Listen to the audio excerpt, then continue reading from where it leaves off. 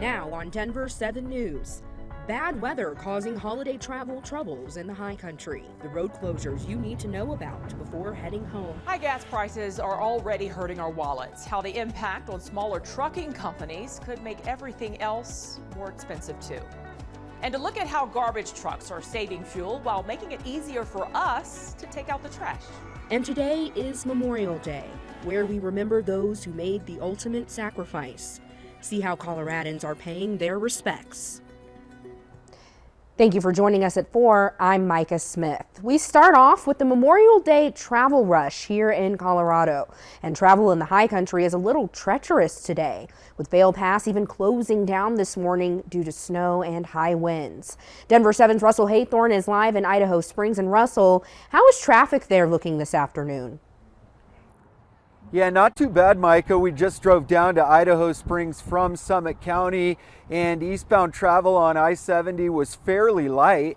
The worst of it is just east of Silverthorne, heading up to the tunnel, those eastbound lanes back into Denver. But otherwise, moving along just fine this afternoon. We have some video to show you from earlier today. On the west side of the tunnel, the snow made for quite the Memorial Day scene in Breckenridge, with people getting out to enjoy themselves.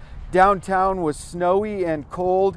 It was the same on Loveland Pass, some fresh powder, and a few skiers and boarders taking advantage of this raw day. Tourists from all across the nation enjoying a late spring storm on this holiday weekend in Colorado. It might be his first memory of snow. So we live in Houston full time, but have a house in Edwards, and so we never know quite what to pack when we leave 95 degrees and humid and come out here. But I was shocked when I saw the mountains were covered. Actually, when I turned off I-70, I was like, oh my goodness. Back here live now in Idaho Springs. Now we have bright sunshine. It is a little breezy and only 54 degrees, so a blustery Memorial Day, but you can see the street festival here on Minor Street continues. People are getting out and about and enjoying this as much as they possibly can. Again, as you mentioned, Micah, Vail Pass was closed earlier today. We'll continue to monitor the traffic situation on I-70 and here in the high country, but for now, we're live in Idaho Springs. Russell Haythorne, back to you.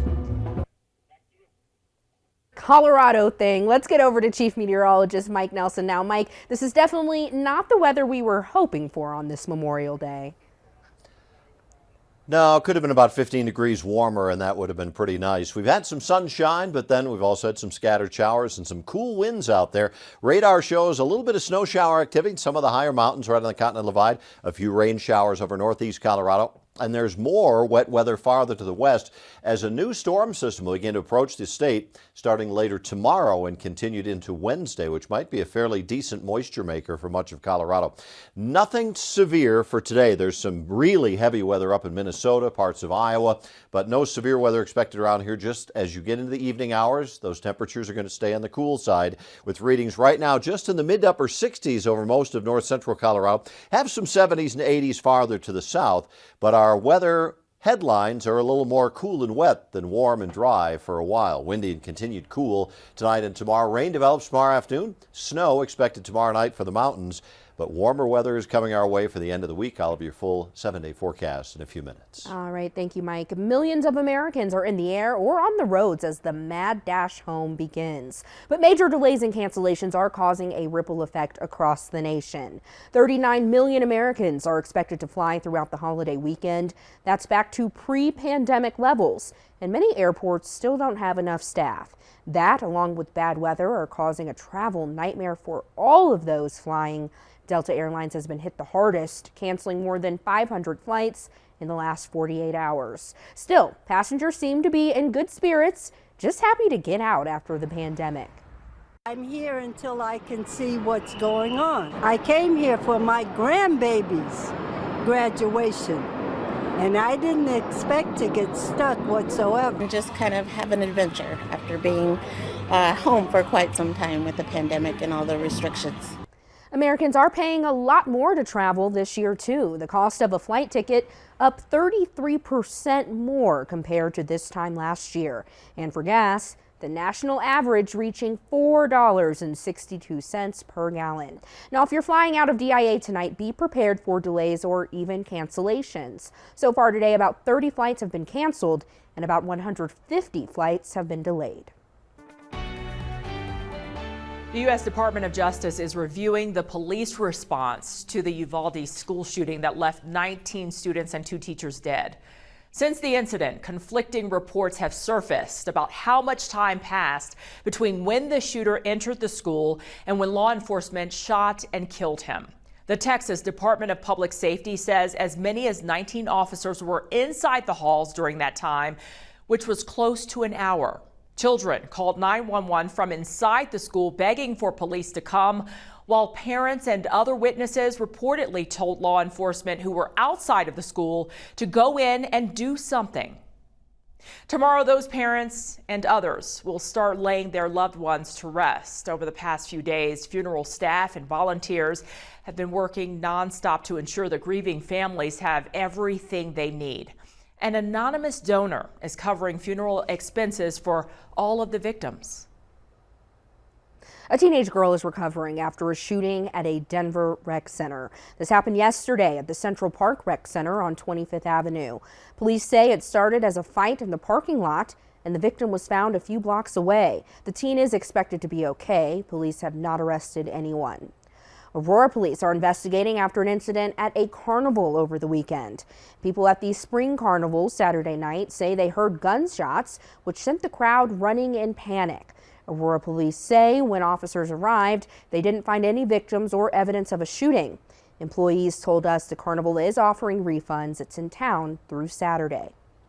A man is dead and 2 others hurt after they were caught in a rockfall and avalanche at Rocky Mountain National Park. It happened yesterday morning on Mount Meeker. A woman suffered minor injuries while another man was flown to Medical Center of the Rockies with more serious injuries. Search crews found the body of the 3rd person in the avalanche debris. Officials are searching for a person after a boat overturned in Lake Pueblo over the weekend. It was carrying 13 people. 8 children and 3 adults were rescued from the 60-degree water. Police say they recovered 1 body and are now looking for a second. The search has been suspended for the rest of tonight due to high winds. With busy roads for Memorial Day, gas prices are hitting a new record high again. Today, according to AAA, the national average reached $4.62 a gallon. That's up 44 cents from a month ago and nearly $1.60 from last Memorial Day. California has the highest average at $6.15 a gallon. Kansas has the lowest at $4.12 a gallon. As we feel the pain at the pump, trucking companies are seeing the worst of it. AAA reports diesel fuel is now at an average $5.53 a gallon, with prices about $1 higher than that in California and most of the Northeast. These guys are spending between $1,000 and $2,000 every time they fill their tanks up. That's a lot of money.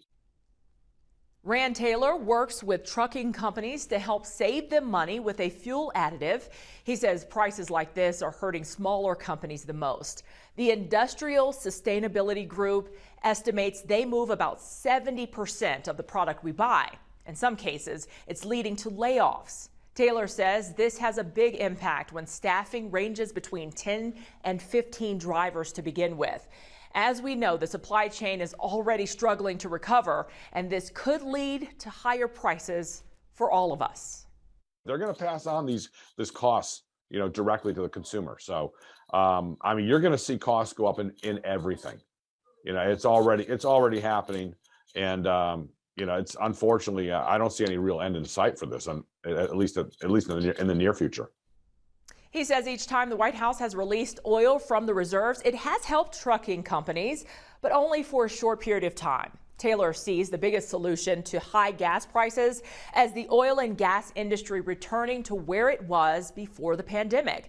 Nearly 120,000 jobs have been cut since 2020, and renewable energy options can't make up for that just yet. Well, the rising cost of housing is forcing some Americans to leave the place they've built a life. And for those working to stay, it can be a tough fight. It's more than just not having a shower. It's feeling unsafe, feeling unsettled. We're looking into the role corporations are playing in this as they try to capitalize on the hot housing market. As we get into the summer travel season, more ways to get around Colorado. Hear about all of the mountain passes now open after the break.